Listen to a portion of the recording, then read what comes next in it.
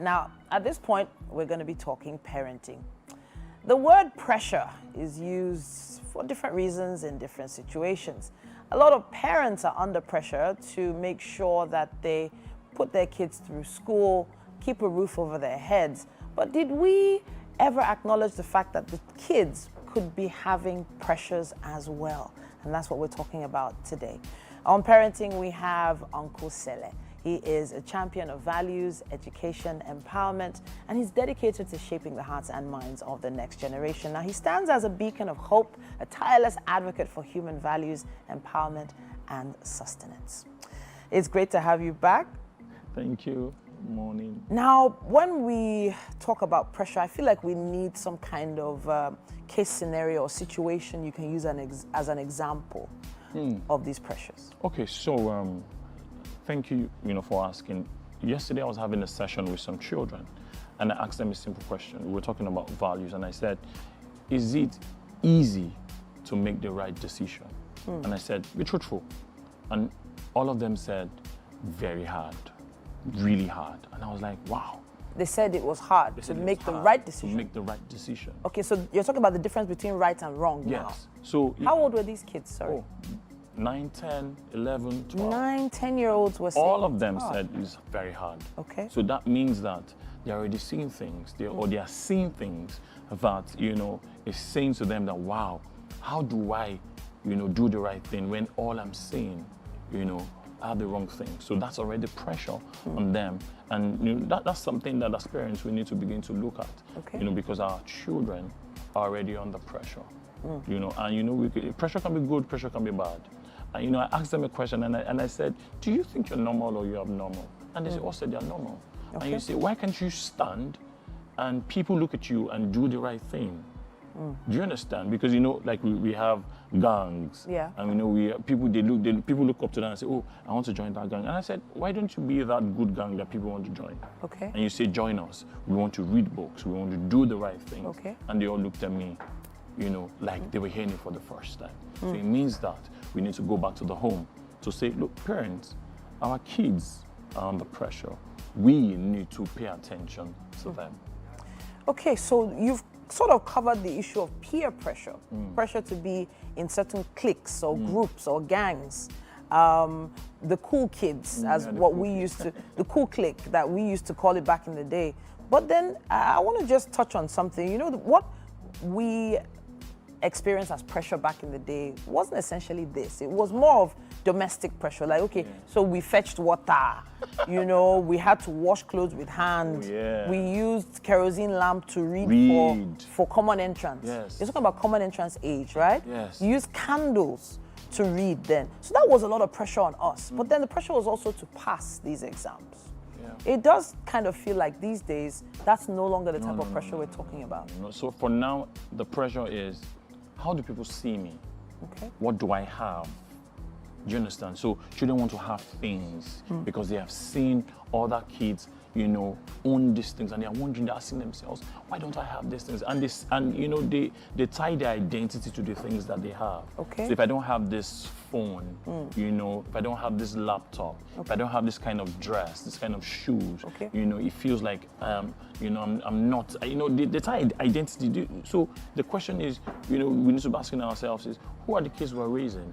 Okay. Do you understand? Who are they? Do they know themselves? Do they understand identity? Do they know that they are very unique? Do they know that they need to grow up, create value, for example? Okay. And when they produce value, there's exchange and they make money. Do you understand? But now it's really bad. That's the truth. I want to touch on this word pressure one more time because yes, now we've established there are different types of pressure and compared to what we experience, it's different. Now parents are also under pressure to provide the necessary things for their kids, give them a good education, clothe them, keep the roof over their head, keep the lights on. But then there's one thing I think parents might be doing now, and that's pushing the kids too hard education-wise, especially at this common entrance age. I've heard of some children in like primary 4 being asked to do common entrance to go into JS1, or I'm not sure if they call it JS1 anymore, but you understand what I'm saying. Year 7, Year 7 now. trying to push them to jump forward some steps, which, in my opinion, mentally they're not prepared for. No, they're not. Most times they're not prepared for it. I go to some schools to coach, children, and most times the ones in year 7, you see that gap. When you're saying things that you're supposed to tell secondary school children, you see that there's this lack of understanding. It feels like there's a whole lot of weight on them. So you see most times in that year 7, there's always this issue with, okay, I don't understand. What we in our time when you finish primary 6, you enter JSS 1. It's just like a flow, because apart from education, there are other things that we need to transfer to our children. Our children need to understand basically about life, so that you don't get and that's where bullying also comes in. Okay. Do you understand? Bullying comes in because you look at you and say, oh, this child is very small, this child doesn't understand what life is all about, because parents have not also taught their children. Even for those that you're even putting under pressure to go into secondary school year from primary 4. You're not telling them anything. You just know they are brilliant. So do your exam and pass and move on. Meanwhile, your child is going through stress. Then because there's no communication, which is also a problem that we're having, there's lack of communication. Your child can't tell you anything because there's no open communication and conversations between parents and their children. That line of communication, so we've already established with many other conversations with parenting experts that sometimes the conversation between parents and kids doesn't really go past how was school or have you eaten.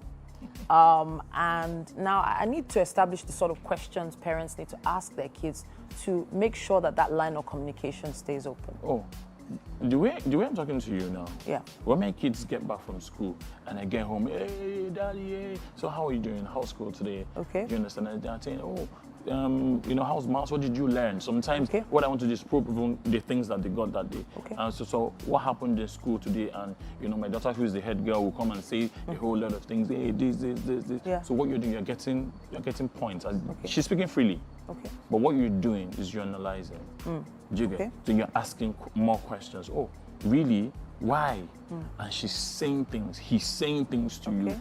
Do you understand? Okay. So don't worry. Maybe I'll. When there was time my daughter had issues with someone in school, and because we talk, she came and said, Daddy, I want to say something to you. There's this person that is always doing this to me. Oh, why? Why? Do you understand? There has to be a why for everything. So why? And she started saying, oh, this happened. Do you need me to come, or do you think you can handle it? So that was the question you asked her? Yes. Do you think you need me to come? Or can you handle it? Because sometimes you need to also teach your children that they can address some certain things. If you know they can't, then you step in, because independence is also key.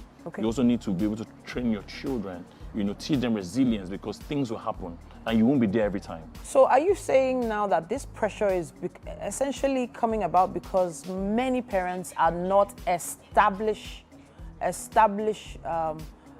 sort of independence in them? Oh yes, because as your children grow older, there's some things that you tell them to do. Do you understand? The washing up place that we used to do, it was at a time.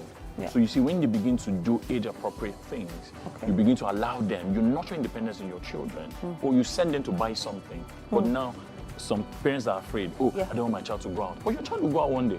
So you see, that independence you are not giving, one day your child will go out. What you didn't teach your child earlier, you now begin to carry fear that if my child goes, what will happen?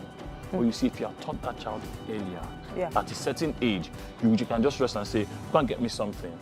Sometimes I ask some mothers, are your children going to the market now? They say, no. I say, why? Wow. They say, no. I say, but at your age, that time, when you used to go to the market. Do you understand? So we are not doing that thing as parents. We are shielding our children a whole lot and things like that. There's so much to talk about with this conversation, stuff we can't wrap up in this brief period, but we would love the conversation to continue online. Use our hashtag WakeUpNigeria on TVC. Tag us, Wake Up Nigeria, TVCE, and of course at Uncle Sele. And let's see if we can answer some of the questions you might have about this topic. All right, then.